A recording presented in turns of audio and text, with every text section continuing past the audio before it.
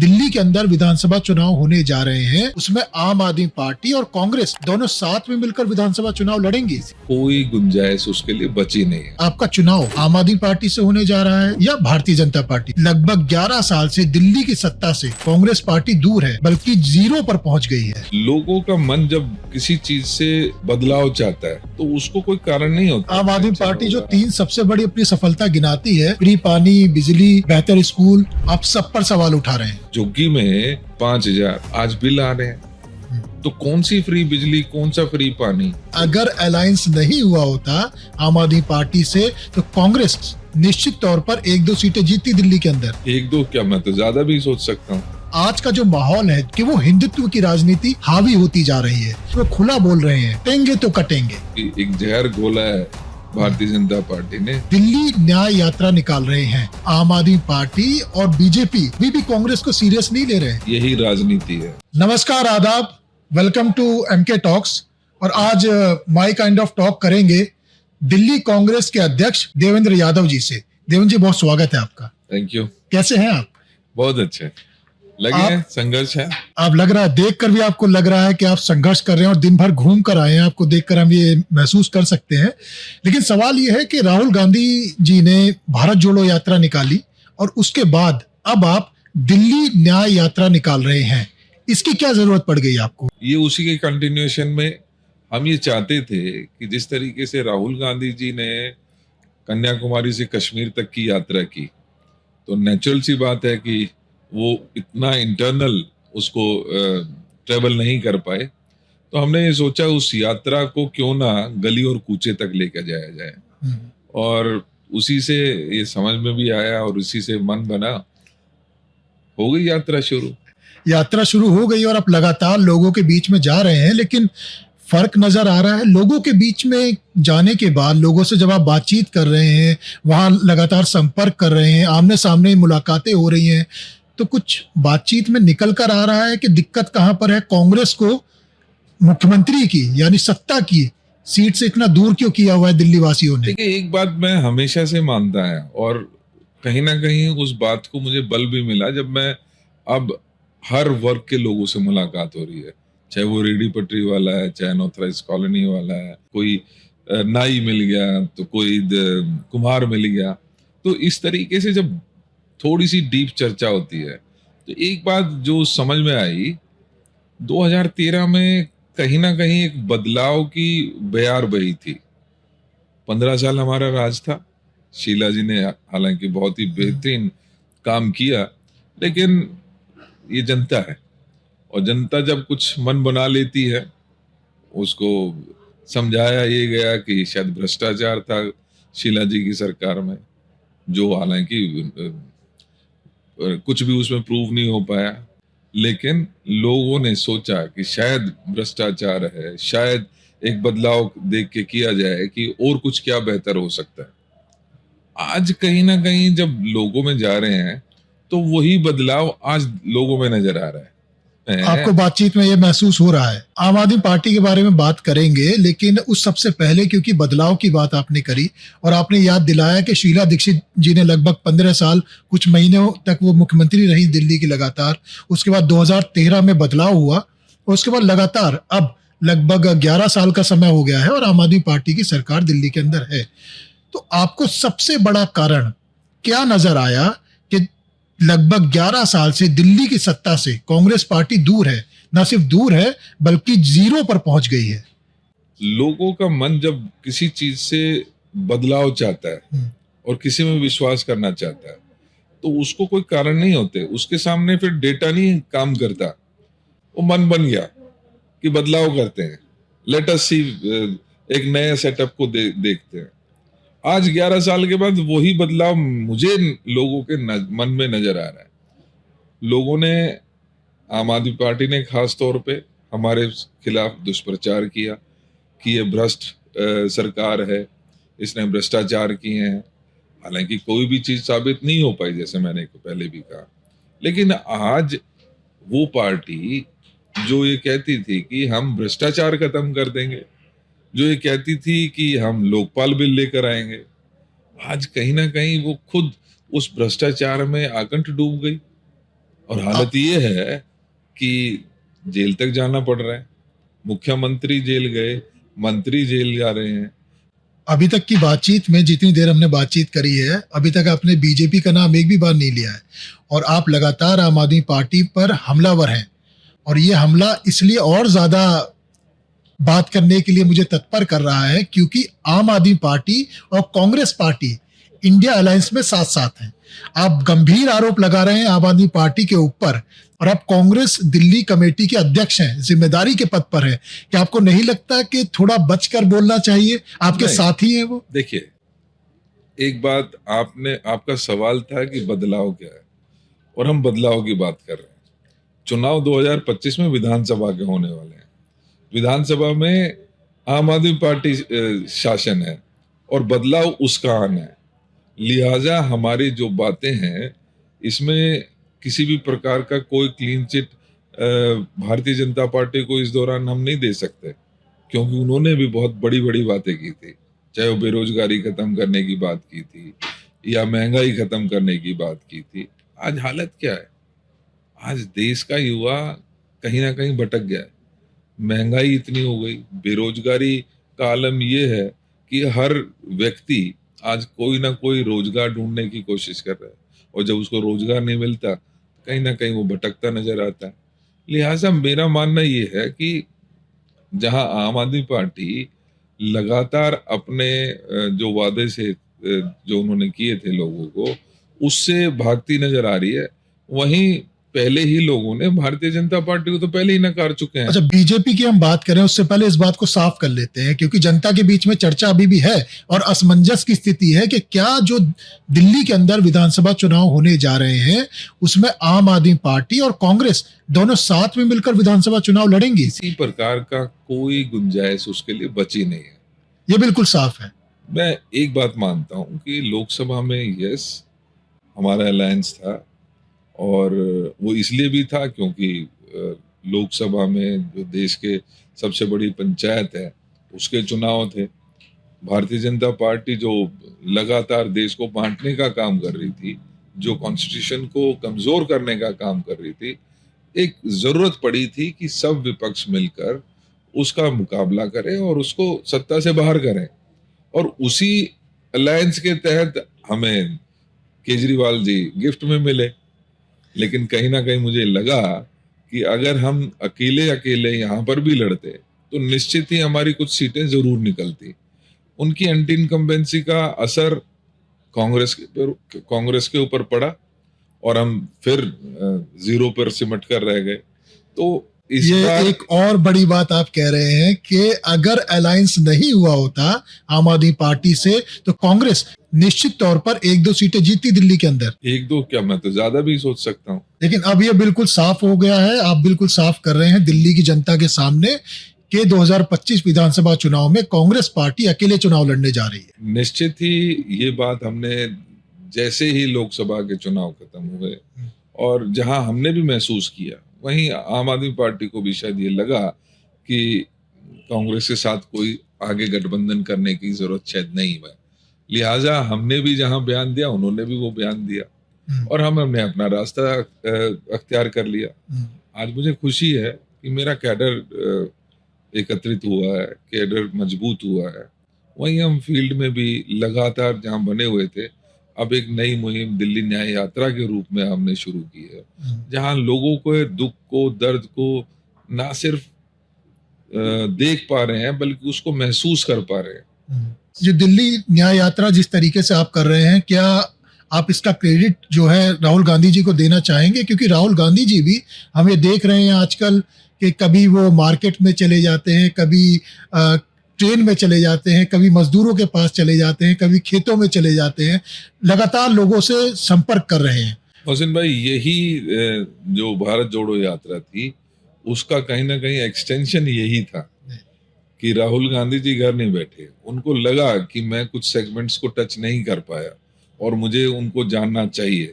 लिहाजा आज राहुल गांधी जी जब भी मन करता है कहीं ना कहीं कोशिश करते हैं कि चाहे कुली के पास जाएं, चाहे मैकेनिक के पास जाएं, चाहे किसी अन्य साथी के पास जाएं, तो लगातार उस यात्रा को उन्होंने जारी रखा और उसी को ना सिर्फ प्रेरणा लेते हुए, बल्कि हमें लगा कि दिल्ली में भी दिल्ली की कांग्रेस को ये करनी चाहिए, और आज खुशी है तो उस रास्ते को हमने आगे बढ़ाने का काम किया। अच्छा देवेंद्र जी, आप बहुत ईमानदारी और बेबाकी से अपनी बात कह रहे हैं। हम आगे की बात करें उससे पहले मैं आपसे ये जवाब लेना चाहता हूं, और मुझे लगता है दिल्ली की जनता भी ये जवाब जानती है, लेकिन आपसे सुनना चाहती है एक नेता के मुंह से, दिल्ली कांग्रेस के अध्यक्ष के पद पे जो व्यक्ति आसीन है उनके मुख से। आपने ये बात कही कि अब लगातार संवाद कर रहे हैं।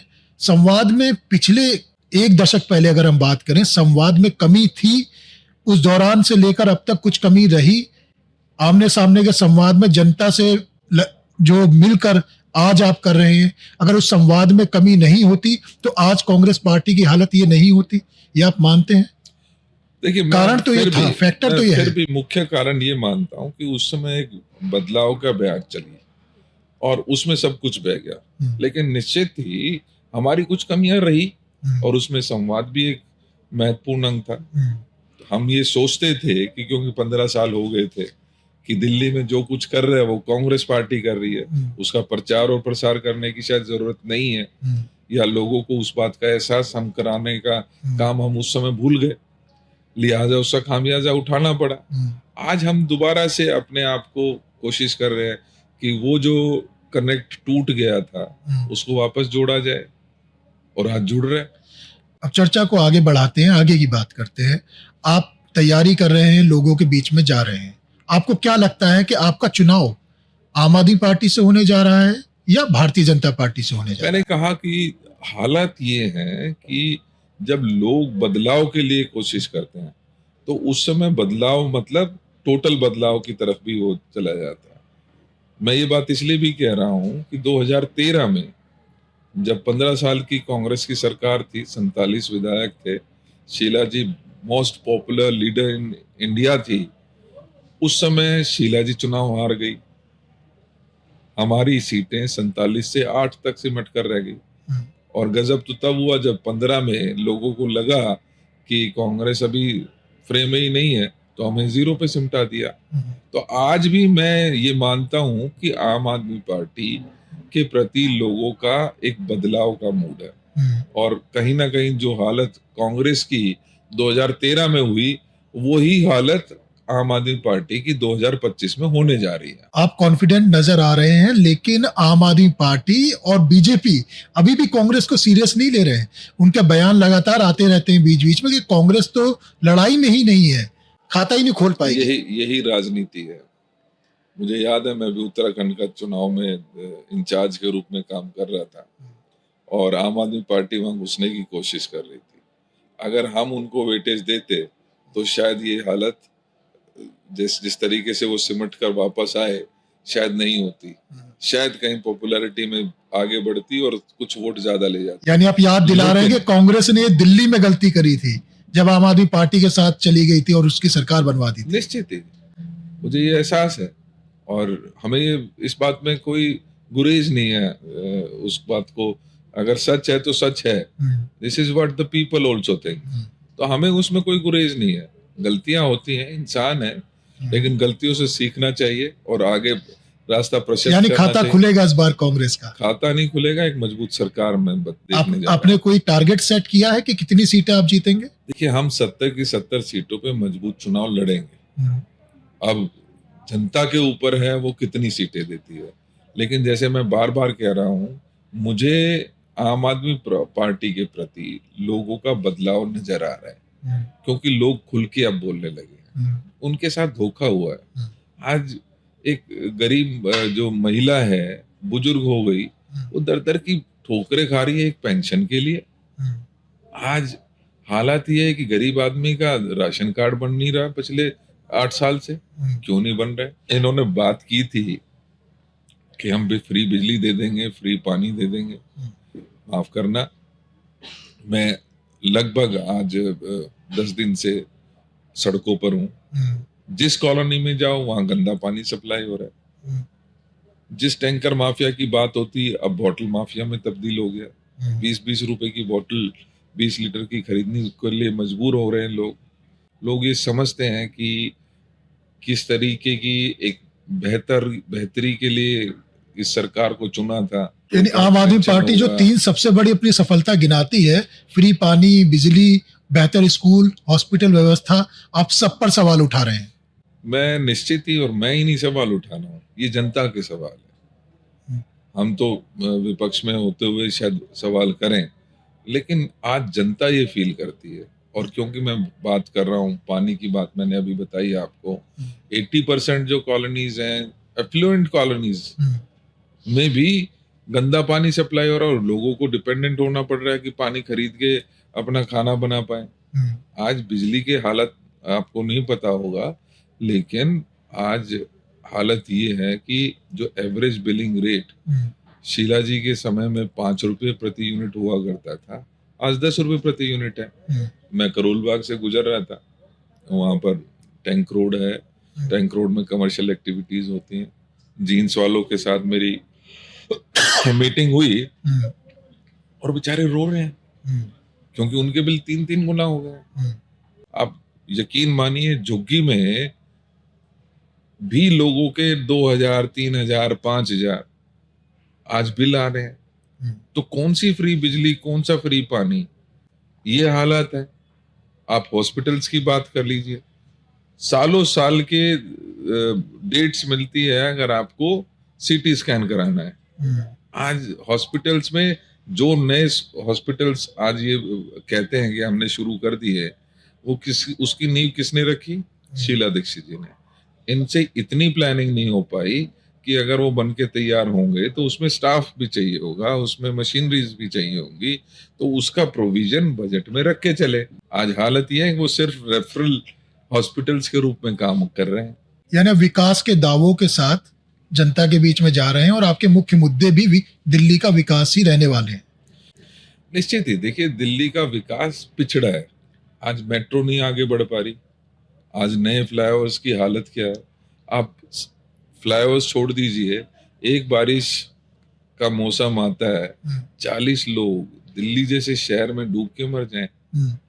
बेसमेंट में पानी भर जाता है, यूपीएससी में पढ़ने वाले 3 बच्चे डूब के मर जाते हैं। एक बच्चा, बच्चे अपनी माँ के साथ निकलता है, नाले में गिर जाते हैं, अपनी जान गंवा बैठते हैं। एक बच्चा जा रहा है, उसको हाथ लग गया गेट के ऊपर, इलेक्ट्रोक्यूटेड हो जाता है, अपनी जान गंवा बैठता है। ये तो दिल्ली कभी नहीं थी।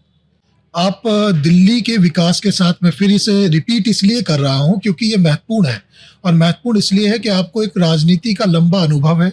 आप पार्षद रहे, आप विधायक रहे, आप प्रभारी रहे हैं प्रदेशों के। अब दिल्ली जैसे जहां पर कांग्रेस इस समय 0 पर है, वहां की कमान आपके हाथों पे दी गई है। और आज का जो माहौल है, जो समय है राजनीति का, नजर आता है चारों तरफ से कि वो हिंदुत्व की राजनीति हावी होती जा रही है, विकास की बात कहीं पीछे छूटती जा रही है। तो क्या आपको नहीं लगता कि ये जो जातीय समीकरण है या ये जो धर्म के नाम पर राजनीति हो रही है, इसकी वजह से भी कांग्रेस कहीं पीछे है, वोट मिलने में दिक्कत आ रही है, और बीजेपी आगे इसीलिए निकलती जा रही है क्योंकि वो खुला बोल रहे हैं कि अगर बटेंगे तो कटेंगे। आप क्या कहते हैं इसके बारे में? दिल्ली की स्थिति थोड़ी अलग है और ये हमेशा से, इसमें जाति कभी हावी नहीं रह पाई। आप जातीय समीकरण पर विश्वास नहीं करते, लेकिन ये तो मानेंगे कि जातीय समीकरण चुनाव के अंदर एक बड़ा फैक्टर होता है। मैं इसलिए ये कह रहा हूं क्योंकि आप यादव जाति से आते हैं, यूपी बिहार में बोलबाला है यादवों का, किसी से छिपा नहीं है। पूर्वांचल वोट जो है वो अट्रैक्ट होते हैं जब यादव या कोई पूर्वांचल जाति फैक्टर का बड़ा नेता दिल्ली के अंदर आता है। हमने पिछले चुनाव में या मनोज तिवारी के तौर पर देखा, जब मनोज तिवारी दिल्ली में भारतीय जनता पार्टी के अध्यक्ष बने थे। अब कांग्रेस पार्टी ने आपके ऊपर दाव खेला है। ये दाव तो डेफिनेटली इसलिए नहीं खेला गया, लेकिन जरूर मैं इस बात को महसूस जरूर करता हूँ, क्योंकि जब भी कहीं जाते हैं, खास तौर पे पूर्वांचली भाइयों के बीच जाने का मौका मिलता है, तो उसमें एक बहुत बड़ा डिवीजन इंटरनली नजर आता है। लेकिन निश्चित ही जो हमेशा से भारतीय जनता पार्टी काम करती रही है बांटने का, वो कोशिश करती है, लेकिन उसका 32% से जो परसेंटेज ऑफ वोट्स है, उससे ज्यादा कभी भी नहीं आता। जो हिंदुत्व के नाम का मैं समझता हूँ कि एक जहर घोला है भारतीय जनता पार्टी ने, जहां 32% उसके फेवर में है, वहीं 68% उसके विरोध में भी है।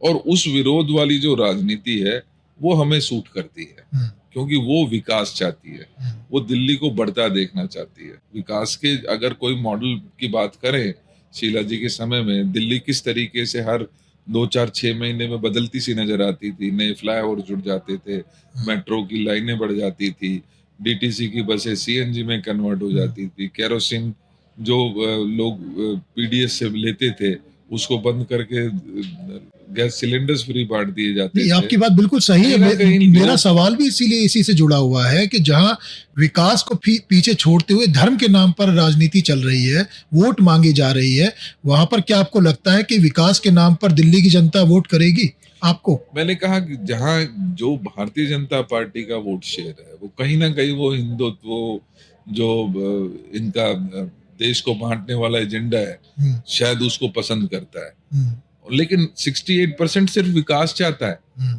मैं मानता हूं कि दिल्ली जैसा शहर कभी भी इस राजनीति को एक्सेप्ट नहीं करेगा। आपने बातचीत की शुरुआत में ही कहा कि आम आदमी पार्टी के बड़े बड़े नेता, मुख्यमंत्री भी जेल के अंदर गए। जो आम आदमी पार्टी के सीनियर लीडर्स इंक्लूडिंग सीएम जो जेल के अंदर गए, आपको लगता है क्या वो सही था या गलत था? इस पर आपका स्टैंड क्या है?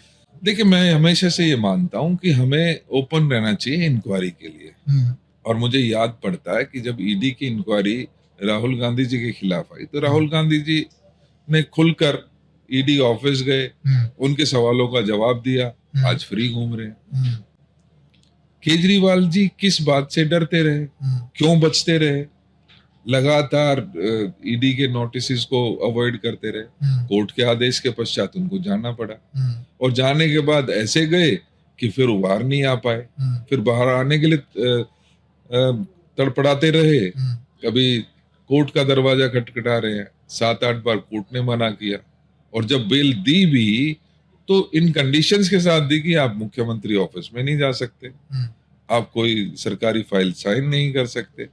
क्या कारण थे? तो कहीं ना कहीं चोर है, हम्म, और वो चोर कहीं ना कहीं आज कल जब कैलाश गहलोत पार्टी छोड़कर गए, हम्म, आपने देखा होगा जब उनसे सवाल पूछा गया कि कैलाश गहलोत क्यों छोड़कर चले गए, उन्होंने अपना सवाल पास करते हुए अपने एक विधायक को वो पास कर दिया। हम्म, क्यों नहीं बोलना चाहते कैलाश गहलोत के खिलाफ? हम्म, क्या राज छिपा के बैठे हैं कैलाश गहलोत इनके खिलाफ, जो केजरीवाल जी बोलना नहीं चाहते उनके खिलाफ? वो तो उन्होंने ये कहा, उनका जो ऑफिशियल बयान आया है आम आदमी पार्टी का, उनका कहना यह है कि उनके पास कोई और ऑप्शन बचा नहीं था। ईडी सीबीआई के छापे पड़ रहे थे, इंक्वायरी चल रही थी, तो डर के मारे वो बीजेपी में चले गए। आपको मालूम था कि उनके खिलाफ ईडी की इंक्वायरी चल रही है, आपको मालूम था वो भ्रष्टाचार कर रहे थे, तब भी वो मंत्री क्यों थे? क्यों उनका नाम मुख्यमंत्री के नाम पर लिया गया, कंसिडरेशन में क्यों आया? और जब आपको मालूम हो गया था कि इस तरीके की बात है, तो आप में इतनी क्या हिम्मत नहीं थी कि उसको सरकार से निकाल फेंक? यानी आप ये कह रहे हैं कि कैलाश गहलोत के पास कुछ अरविंद केजरीवाल या आम आदमी पार्टी सरकार की कुछ सीक्रेट्स हैं जिन्हें बचाने के लिए सेव किया जा रहा है। देखिए, जिस तरीके से केजरीवाल जी ने वो सवाल को बाउंस करते हुए अपने एक विधायक को सौंप दिया, कहीं ना कहीं लगता है कि क्यों बच रहे हैं वो। अच्छा, आम आदमी पार्टी बार बार एक स्टेटमेंट देती है, वो कहती है कि ईडी सीबीआई जो है वो भारतीय जनता पार्टी यानी सेंट्रल गवर्नमेंट की तोता है, जो इशारा किया जाता है उन्हें परेशान करती है। मैं इस बात से काफी हद तक सहमत हूँ, लेकिन इनका केस जैसे मैंने पहले भी कहा कि वो डिफरेंट है। कोर्ट के आदेश के बाद वो जाते हैं, कोर्ट में बार बार दरवाजा खटखटाने के बाद उनको बेल नहीं मिलती, और जब मिलती है 4 महीने बाद तो भी कंडीशनल, और कंडीशंस कैसी कि आप कोर्ट नहीं जा, आप अपने ऑफिस नहीं जा सकते, आप फाइल नहीं साइन कर सकते। अगर दिल्ली की जनता, माफ कीजिए, चुन भी ले तो भी वो तो मुख्यमंत्री नहीं बन सकते। अच्छा, एक देवेंद्र जी आपसे जुड़ा हुआ सवाल है, हम और राजनीति की बातें करेंगे, उससे पहले आपके बारे में सवाल यह है कि नेशन फर्स्ट फाउंडेशन के आप संस्थापक भी हैं। ये क्या करती है? ये मुझे लगता है दिल्ली की जनता को पता चलना चाहिए, ताकि जिन्हें नहीं पता है वो भी इसका लाभ उठा सके। तो नेशन फर्स्ट फाउंडेशन मेरे दिल के करीब एक एनजीओ है, जिसमें आज तक तो हमने सरकारी फंड नहीं लिया है, कुछ हमारे ग्रुप ऑफ हमारे साथी हैं जो आपस में मिलके एक फाउंडेशन चलाते हैं पिछले 20 साल से। और इसमें कहीं ना कहीं मुझे जो लगता है सोसाइटी में कहीं कमियां हैं या सरकार की तरफ से कुछ कमियां रह जाती हैं, उस गैप को भरने की एक कोशिश नेशन फर्स्ट फाउंडेशन है। हमने महसूस किया 20 साल पहले कि एनवायरनमेंट खराब हो रहा है, एक ड्राइव चलाई कि हम प्लांट्स बांटेंगे लोगों में और अपील करेंगे कि गिफ्ट्स का जो सिस्टम है उसको खत्म करके अगर आपको गिफ्ट करना है तो ये फूल पत्ती या और चीजें ना देकर एक पेड़ को दें किसी को। इसी प्रकार से हमने महसूस किया कि हमारे ग्रामीण अंचल में स्पोर्ट्स की फैसिलिटीज नहीं है, स्पोर्ट्स का कोई ऐसा प्लेटफॉर्म नहीं है जहाँ से बच्चे फैसिलिटेट होकर आगे बढ़ सके। तो मैंने अब मेरे दादाजी के नाम से Chaudhary Nyadar Singh Yadav rural memorial tournament शुरू किया जी।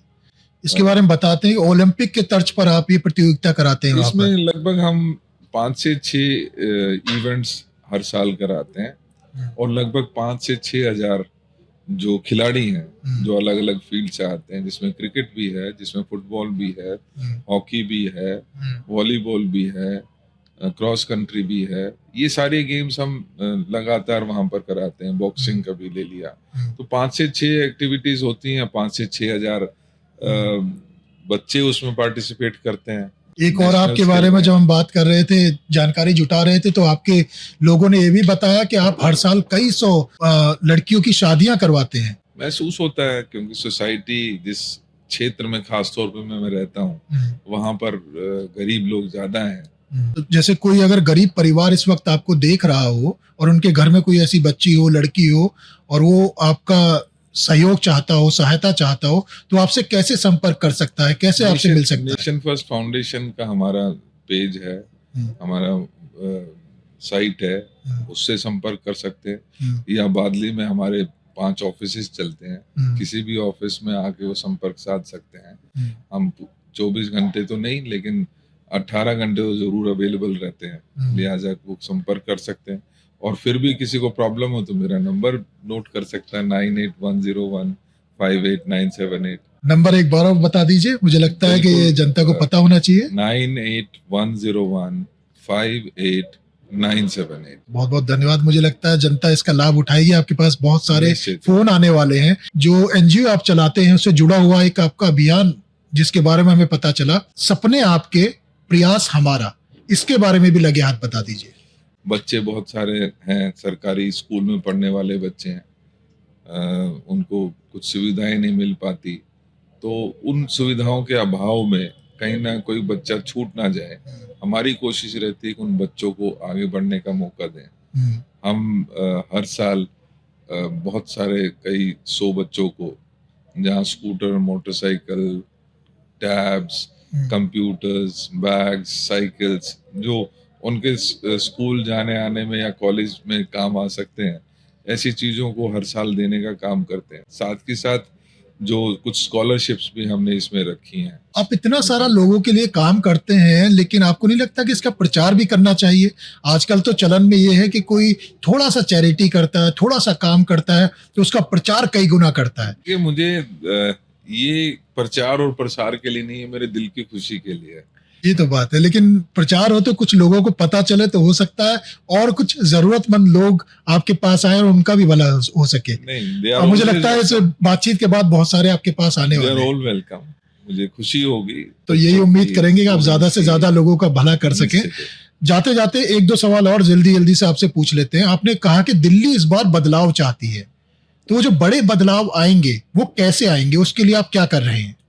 देखिए, जैसे मैंने कहा कि दिल्ली का विकास रुक गया है, और सबसे बड़ी बात क्या है कि जो सोशल सिक्योरिटी लोगों की होनी चाहिए, चाहे वो मेडिकल फैसिलिटी है, चाहे बुजुर्गों को पेंशन की हम बात कर रहे हैं, बहुत छोटी बात है। लेकिन अगर एक बुजुर्ग को अगर 2,500, 3,000, 4,000 जो भी तय हो, हमने 2,500, मुझे याद है 13 में हम 13 से 15 तक भी हम 2,500 रुपए दिया करते थे। तो उस बुजुर्ग को अपने बच्चे के ऊपर अपनी बहू के ऊपर डिपेंडेंट नहीं होना पड़ता था। आज बच्चों की पढ़ाई इतनी महंगी हो गई है, क्योंकि मैं तो सपोर्ट करता हूँ इन बच्चों को स्कॉलरशिप्स के जरिए, लेकिन सरकारी कॉलेजेस में अगर आप जाते हैं तो उनकी फीस कई कई गुना बढ़ गई है। तो ये सारी चीजें जरूरी हैं, जहाँ इंफ्रास्ट्रक्चर बहुत जरूरी है। मेट्रोज आज बढ़ नहीं पा रही है। बहुत सारी ऐसी जगह हैं जहाँ पर मेट्रो पहुंचनी चाहिए। पब्लिक ट्रांसपोर्ट बिल्कुल खत्म हो चुका है। तो ये सारी हैं, एनवायरनमेंट की हालत बहुत खराब है जी। आपको लगता है कि हरियाणा में अगर कांग्रेस की जीत हो गई होती तो उसका फायदा, एक बड़ा फायदा दिल्ली के अंदर भी आपको मिलता? एक बार जरूर हमें भी महसूस हुआ, 2 4 5 दिन बड़े सदमे में रहे कि जिस स्टेट को हम चाहते थे कि पूरी तरीके से जीतेंगे और बहुत अच्छा वो है, हारने के बाद एक सदमा जरूर लगा। लेकिन 5 दिन बाद मैंने देखा कि सब नॉर्मल है। अगर दिल्ली में कांग्रेस की सरकार आती है तो दिल्ली को धुंध से निजात कैसे मिलेगी? क्या इसके लिए रोड मैप आप लोगों ने तैयार कर रखा है? निश्चित, क्योंकि ये बड़ी समस्या है दिल्ली वासियों के लिए। मैं ये पुराने एक्सपीरियंसेस जो हमने लॉन्ग टर्म सॉल्यूशंस देने की बात की थी, मैं वही आपको बता रहा हूँ कि 6% से हम 21% लेकर आए। हमने डीटीसी के बेड़े से डीजल की सारी बसेस चेंज की, सीएनजी पर ले आए, एनवायरमेंट फ्रेंडली बनाने के लिए। जब हमें लगा कि पीडीएस में हम केरोसिन ऑयल दे रहे हैं और उस केरोसिन ऑयल से पोल्यूशन हो रहा है, तो हमने एलपीजी में कन्वर्ट कर दिया, लोगों को फ्री सिलेंडर्स दिए। तो ये जो है एक बहुत ही सेंसिटिवली सोचते हुए कि हम चेंज भी करते हैं तो लोगों के ऊपर उसका नेगेटिव असर किसी का नहीं पड़े। जाते जाते आखिरी सवाल, क्योंकि चुनाव अब करीब है और मुझे लगता है कि जैसे ही चुनाव के नतीजे आएंगे 23 तारीख को, उसके बाद दिल्ली की शंखनाद हो जाएगा और वहां पर पूरा चुनाव को लेकर एक तरीके से सारी पार्टियां लग जाएंगी। अभी आप अकेले निकले हुए हैं, केजरीवाल भी घूम रहे हैं, लेकिन बीजेपी थोड़ा अभी और चुनावों में व्यस्त है। अभी से ही ये देखने में आ रहा है कि कांग्रेस के नेता दूसरी पार्टियों में शामिल होने लगे हैं। क्या आने वाले समय में कांग्रेस के और नेता किसी और पार्टी में ना जाएं, इसे लेकर भी कांग्रेस पार्टी कोई मंथन कर रही है? और क्या और पार्टियों के नेता कांग्रेस पार्टी में शामिल होंगे, इसे लेकर भी आप लोगों ने कुछ सोचा है ताकि आपकी पार्टी मजबूत हो सके? एक बात तो मैं खुश हूं कि आपने माना कि कांग्रेस ही एकमात्र अब ऐसी पार्टी है जो दिल्ली के दर्द को महसूस करने के लिए रोडों पर है। इस बीच सिर्फ और सिर्फ भारतीय जनता पार्टी और आम आदमी पार्टी कौन सा गेम खेल रही है कि किस तरीके से पैसे के दम पर या ताकत के दम पर कैसे दूसरी पार्टी के विधायक को तोड़ूं, कैसे एक्स एमएलए को यहाँ मेरे पास ले आऊं। ये टैक्टिक्स लोगों को अब पूरी तरीके से समझ आने लगी है। वो ऐसे जो लालची लोग हैं या करप्शन की वजह से किसी दबाव में दूसरी पार्टी में जा रहे हैं, ऐसे लोगों को निश्चित ही आने वाले चुनाव में एक उचित जवाब देने का काम करेगी। मुझे खुशी होती है कि राजेंद्र पाल गौतम जो पूर्व में मंत्री थे आम आदमी पार्टी के, उनको पार्टी से निष्कासित किया जाता है क्योंकि वो दलितों की बात कर रहे थे। उनमें अंदर कोई करप्शन नहीं था, उनको कोई डर नहीं था, लिहाजा वो बीजेपी उन्होंने ऑप्ट नहीं की, उन्होंने कांग्रेस को चुना। आज लोगों को पता है कि वो व्यक्ति जिसके ऊपर भ्रष्टाचार के आरोप नहीं लग सकते, वो कांग्रेस ऑप्ट करता है। और बीजेपी और आम आदमी पार्टी का खेल क्या है? जिनके ऊपर भ्रष्टाचार के आरोप लगते हैं वो एक परमानेंट एक धुलाई की मशीन है भारतीय जनता पार्टी के पास, वहां जाके वो साफ हो जाते हैं। उसमें चाहे राजकुमार आनंद जी हो या अभी हाल फिलहाल ज्वाइन करने वाले कैलाश गहलोत जी हो। यही मेरा सवाल था आपसे कि आप कांग्रेस पार्टी के मुखिया हैं, तो अब कांग्रेस पार्टी में तोड़फोड़ ना हो, इसकी जिम्मेदारी आपके कंधों पर है। इसके लिए आप तैयार हैं? मेंटली प्रिपेयर हो गए? अपनी टीम को तैयार कर दिया है कि भाई कहीं नहीं जाना, आप चुनाव सर पर है, मजबूती से साथ खड़े रहना है? मैं ये कह रहा हूँ जो कमजोर नहीं है वो कांग्रेस में रहेगा। तो जो व्यक्ति ईडी से डरेगा नहीं वो कांग्रेस में रहेगा, ईमानदारी से काम करेगा तो कांग्रेस में रहेगा, बेईमानी करेगा तो बीजेपी में और आम आदमी पार्टी में जाएगा। यानी सारे बीजेपी और आम आदमी पार्टी के नेता बेईमान है? कौन जाता है? नहीं, लेकिन ये बड़ा स्टेटमेंट है। आप ये कह रहे हैं कि बीजेपी और आम आदमी पार्टी के तमाम नेता बेईमान है? बिल्कुल, आपको अनेकों अनेक ऐसे मैं एग्जाम्पल दे सकता हूँ जिनके ऊपर भ्रष्टाचार के आरोप लगे, वो बीजेपी की जो वॉशिंग मशीन में उसमें जाके साफ हो जाते हैं। आरोप तो कांग्रेस के बहुत नेताओं के ऊपर भी लगे हैं। मैं वही तो कहना चाहता हूँ, आरोप लगे, जो कमजोर थे, जिनके अंदर चोर था, वो पार्टी छोड़कर दूसरी तरफ गए और सफेद कपड़े वाले हो गए।